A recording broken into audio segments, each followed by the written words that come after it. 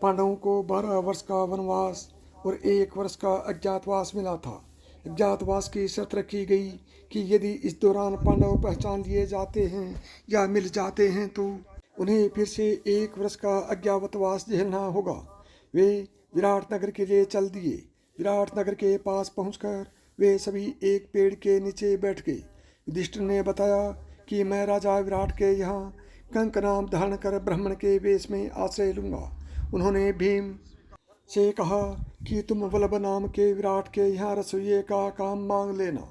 अर्जुन से उन्होंने कहा कि तुम भ्रनला नाम धारण कर स्त्री भूषणों से सुसज्जित होकर विराट की राजकुमारी को संगीत और नृत्य की शिक्षा देने की प्रार्थना करता तथा नकुल ग्रंथिक नाम से घोड़ों की रखवाली करने का तथा सहदेव तंत्री पाल नाम से चरवाहे का काम करना मांग ले। सभी पांडव ने अपने अपने अस्त्र शस्त्र एक शमी के वृक्ष पर छिपा दिए तथा वेश बदल बदल कर विराट नगर में प्रवेश किया। राजा विराट ने उन सभी की प्रार्थना स्वीकार कर ली। विराट की पत्नी द्रौपदी के रूप पर मुग्ध हो गई तथा उसे भी केश सजा आदि करने के लिए रख लिया।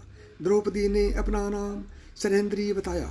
अज्ञातवास के दौरान द्रौपदी को शरैंद्री नाम से रानी सुदेशना की दासी बनना पड़ा था। शरैंद्री बनकर जीवन काटना द्रौपदी के लिए अग्नि परीक्षा जैसा था। वह इतनी सुंदर थी कि कोई भी उसे दासी समझने की भूल नहीं कर सकता था, लेकिन उसे खुद को समझदारी सदाचार से सुरक्षित रखने के साथ यह भी ध्यान रखना था कि कहीं उसका भेद ना खुल जाए। द्रौपदी ने शरैंद्री का रूप धारण किया और वह पांडवों से अलग हो गई। राजप्रसाद के सैनिकों ने उसे महल के आसपास यातायात में बाधा उत्पन्न करते हुए देखा। सैनिकों के आवागमन के बीच में देखा तो उसे पकड़कर सैनिकों ने रक्षिकाओं के हवाले कर दिया। रक्षिकाएं उसे लेकर रानी सुदेशना के पास ले गई। रानी सुदेशना ने उसे ऊपर से नीचे तक ध्यान से देखा और फिर पूछा, कौन हो तुम? सुदेशना से शरैंद्री कहती है कि मैं कोई भी हूँ, लेकिन तुमने इस तरह मुझे पकड़कर यहाँ क्यों बुलाया? रानी उसके इस तरह के बात करने से भड़क गई। फिर शरैंद्री कहती है कि यदि मेरे पति आसपास होते तो मुझे पकड़ने के एवज में तुम्हारे सैनिकों की हत्या कर देते।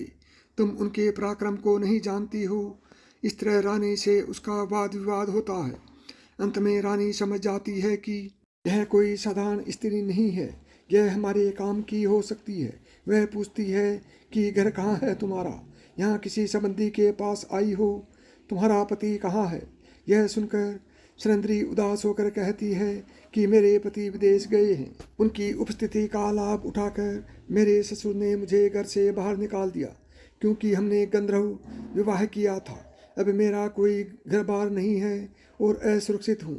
रानी ने कहा कि तुम्हारे ससुर का नाम बताओ। यदि तुम्हारे पति ने लौटकर भी ससुर का विरोध नहीं किया तो?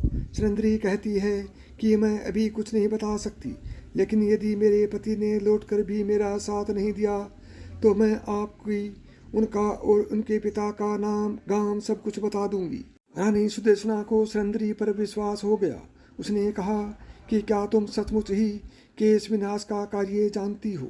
अपने बालों की तो तुमने वेणी तक नहीं कर रखी। कौन मानेगा कि तुम्हें केश श्रृंगार की कला का कोई ज्ञान है?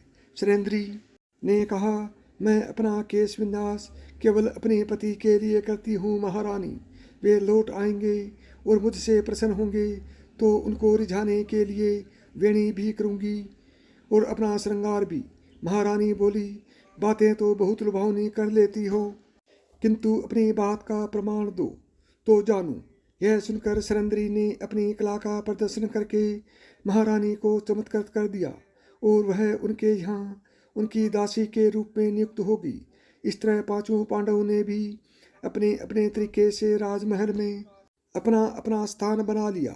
एक दिन वहाँ राजा विराट का साला कीचक अपनी बहन सुदेशना से भेंट करने आया।